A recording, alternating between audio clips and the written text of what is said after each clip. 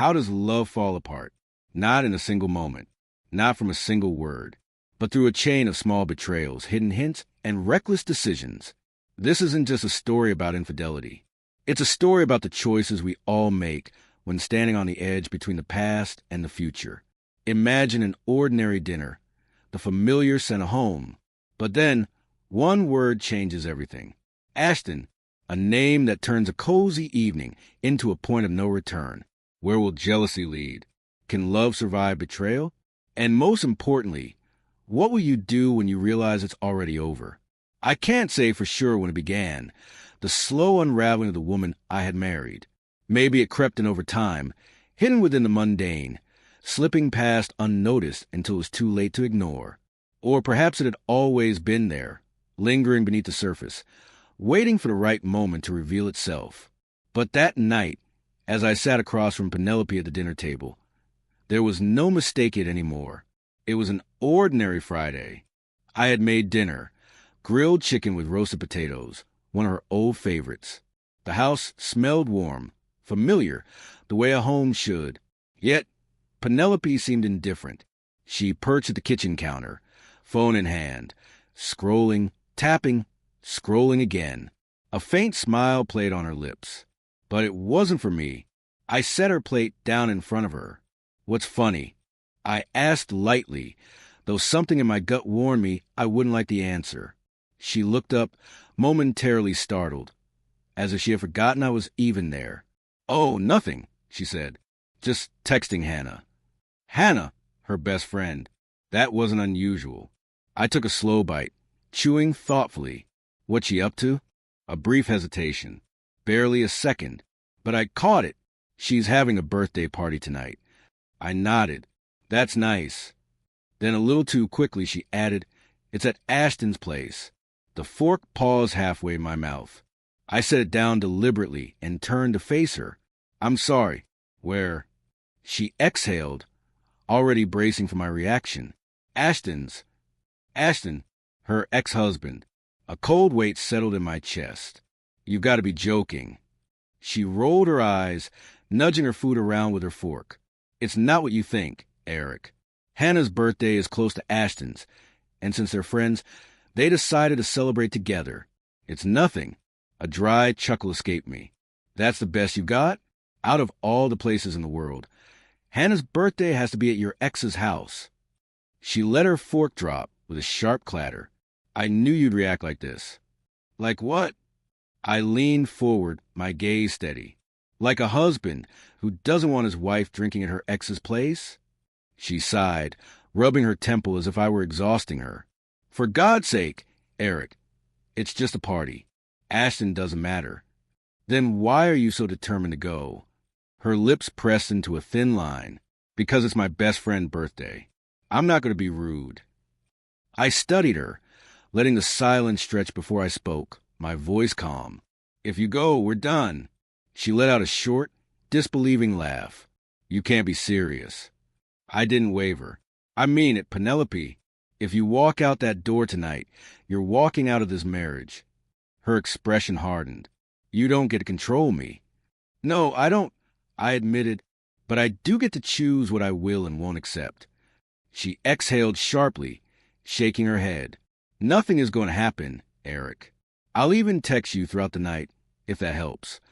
I don't need updates, I said. I need a wife who respects this marriage. She scoffed, pushing her plate away as if the conversation wasn't worth her time. I'm going.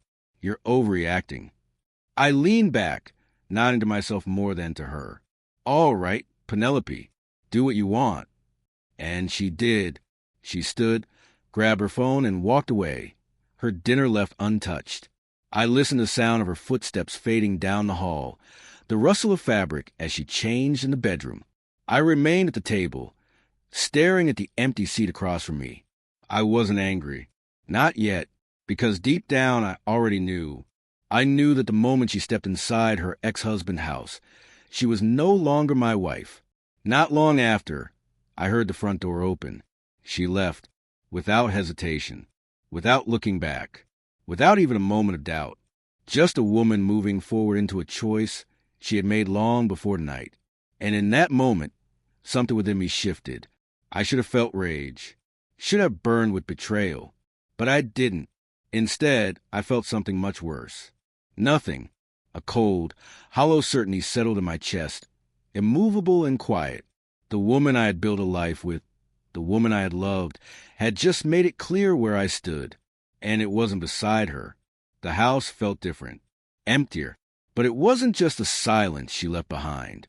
It was something much deeper than that. The house felt vacant, stripped of its usual warmth, leaving only a silence that pressed against the walls, heavier than ever before. For the first time in our marriage, I wasn't sitting here waiting for her return. Instead, I remained in the dim glow of the living room, phone in hand as the first message arrived. Just got here. Everything's fine. My thumb hovered over the screen before I set the phone aside, without responding.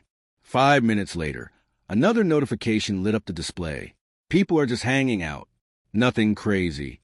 Hope you're okay. Hope I was okay. A slow exhale left me as I shook my head. Did she really think I was sitting here eagerly awaiting her updates? Did she believe a few hollow reassurances would smooth this over? An hour passed before the next message appeared. I promise it's not weird. Hope you're not mad. Mad? No. Done? Absolutely. I stared at her words, the sheer obliviousness of them. And that's when I understood. Penelope had never truly considered what this meant for us. To her, this was just another disagreement, a temporary rift that time would effortlessly mend. She assumed she could make her choices, walk out that door and return to find everything unchanged. She was wrong. I stood, slid my phone into my pocket, and grabbed my keys. If she could make her own decisions, so could I. I refused to sit here like some fool, waiting for scraps of reassurance. If she thought there would be no consequences to her choices, she was about to learn otherwise. I climbed into my car, gripping the wheel for a moment before pulling out of the driveway. I had no particular destination in mind, but I knew one thing. I wasn't staying home. She expected me to be there, drowning in my emotions. Instead, I had somewhere else to be. 15 minutes later, I pulled into the parking lot of a bar I hadn't set foot in for years. Back when my life was different, back when I still had choices. The neon sign flickered against the night, casting a dull red glow over the gravel. From inside, muffled music and laughter drifted onto the street, a stark contrast to the suffocating quiet I had left behind. Stepping inside, the atmosphere wrapped around me. Voices overlapping, glasses clinking, people lost in their own stories. It was oddly comforting. This place where no one cared about past regrets or unsaid words. I found a seat at the bar and ordered a whiskey. For a long while, I simply stared at the amber liquid, letting the weight of the night settle over me. Somewhere out there, Penelope was at a party with her ex, sending messages I had no desire to read. And for the first time in a long time, I felt something I hadn't in years. Freedom. Then I saw her. She sat a few stools away, caught my eye, and smiled. In that brief moment, something inside me stirred. Her name was Stella. We started talking, and suddenly I felt seen in a way I hadn't in so long. Meanwhile, my phone vibrated on the counter. Another message. Just checking in.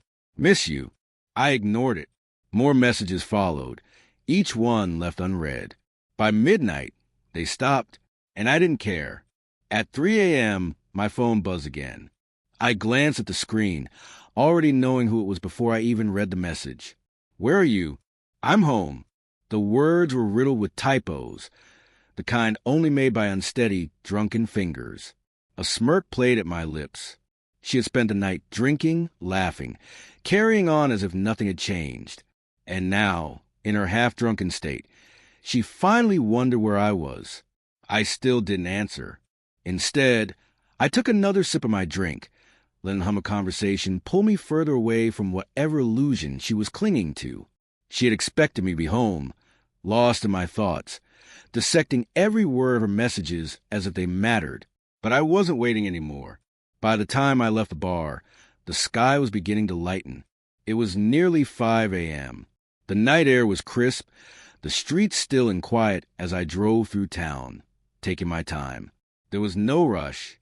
Every turn, every pause at an empty intersection, every extra moment, They all belonged to me now that I stretched the drive out. Every turn, every extra mile, it all served a purpose. For the first time in our marriage, she was the one waiting for me. When I finally pulled into the driveway, the house was dark except for the faint glow of the kitchen light. I stepped inside, shutting the door with quiet finality. The silence was thick, expectant, like the house itself was holding its breath, waiting for something to unfold. I didn't check the bedroom. I didn't look to see if she was awake, waiting for me. I walked past our room, without a glance, and went straight to the guest room. I wasn't sleeping beside her tonight. She had made her choices. Now she could live with them. Alone. I didn't waste time thinking about what she'd say in the morning. I was too drained, too finished. Morning arrived with the scent of coffee and the unmistakable weight of a pounding headache. Hers, not mine. Penelope stood in the kitchen looking miserable, her hangover etched into every tired line of her face. Good. She turned the moment she saw me. Why didn't you answer my messages? I poured myself a cup of coffee, my movements slow and deliberate. I was busy. Her eyes searched mine, desperate, looking for something. Anything. Where were you all night? I took a sip. Her voice sharpened, slicing through the morning haze. Why didn't you sleep in our bed? Without a word, I walked past her. Eric, talk to me. She followed, urgency laced through her voice. But I had nothing left to say. Ignoring her entirely, I settled into my chair in the living room, cradling my coffee, drowning out her endless complaints. She was fuming, but for once, I couldn't bring myself to care. An hour later, I picked up my keys and walked toward the door. Penelope was already standing there, arms crossed like a barricade. Where do you think you're going? I didn't even meet her gaze. Out! Without waiting for a response, I pulled the door shut behind me. I drove straight to a lawyer's office. It was time to put a stop to this, to secure what was mine before she could take anything else. She had controlled the narrative for too long. That was finished. Over the next few days, I kept my distance. No small talk, no explanations, no acknowledgement of her anger. She simmered. But that was her burden to bear, not mine. When the divorce papers were finally prepared, I returned to sign them. There was no hesitation, no second-guessing, just ink sealing the inevitable, officially closing the door on a marriage that had died the night she walked away. On my way home, I crossed paths with Justin, an acquaintance I'd never thought much of. He spotted me, hesitated, then sighed heavily. Eric, I've been debating whether to say this, but you deserve to know. I narrowed my eyes. Know what? He glanced around, lowering his voice. I was at Ashton's party. I saw Penelope in the kitchen with him. Alone. Silence. Justin exhaled, shifting uncomfortably. They were kissing. The words landed between us, heavy and unmoving. She backed off the second she saw me, he continued, but it happened, and later, when the party wound down, while everyone else left, she stayed. I absorbed his words without a flicker of emotion. Thanks for telling me, Justin. His expression carried something close to guilt, as if he expected me to be devastated. But I wasn't. I wasn't shocked. I wasn't even hurt. I had already moved on. The moment she walked out that door, she had walked out of my life. And I wasn't looking back. She had already ended our marriage the moment she decided to go to that party. Her betrayal was just a final nail in a coffin that had already been sealed. That evening, the doorbell rang, its chime cutting through the silence. Penelope, unaware what awaited her, went to answer it. Standing on the other side was my lawyer's assistant, his expression unreadable as he held out a folder. She hesitated before taking it, her grip tightening as if she already sensed what was inside. Divorce papers. I stepped into the hallway, watching as she flipped through the pages, the color draining from her face. Her hands trembled slightly as she processed the reality staring back at her. You can't be serious, she whispered, barely audible. I crossed my arms, my stance firm. I warned you. If you went to that party, we were done. Her disbelief flared into anger as she threw the papers onto the counter. It was just a party, she snapped. A short laugh escaped me, void of humor. Are you sure that's all it was? She stiffened, her breath hitching. What are you saying? I took a step forward, my voice measured but unshakable. I know you kissed him. I know you stayed. The last of the color drained from her face. She opened her mouth, scrambling for an excuse, but nothing came. When she finally managed to speak, her voice was weak. Eric, I was drunk. I cut her off before she could finish. Save it. There was nothing left to discuss. Exhaling, I turned away, sparing her one last look. Pack your things and leave. She stood motionless, struggling to process what was happening. But I wasn't going to argue. It was over. I was done. 6 months later, the divorce was finalized. Penelope walked away with nothing. The house had been mine long before our marriage, and I had ensured my assets were untouchable. Whatever she had hoped to take, she left empty-handed. Meanwhile, I had started seeing Stella, the woman I met at the bar that night. What began as a distraction soon grew into something genuine, something effortless. With her, there were no fights, no battles to win, no endless attempts to prove my worth. It was easy, natural, the way love was supposed to be. And for the first time in years, I wasn't looking back. This story has come to an end. Love doesn't fall apart overnight. It dies slowly through a lack of trust, unspoken words, and actions that prioritize personal desires over shared values. In a relationship, being present isn't enough. Respect and understanding are key. Every choice has consequences.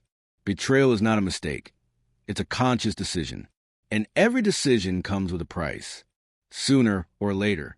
Sometimes, the point of no return arrives before we even realize it. And when one person chooses to leave, the other is left with only one decision: to suffer or to start anew. What's your opinion? Share your thoughts in the comments, my friend. And if you enjoyed this story, check out other exciting videos on my channel. Until next time, see you soon.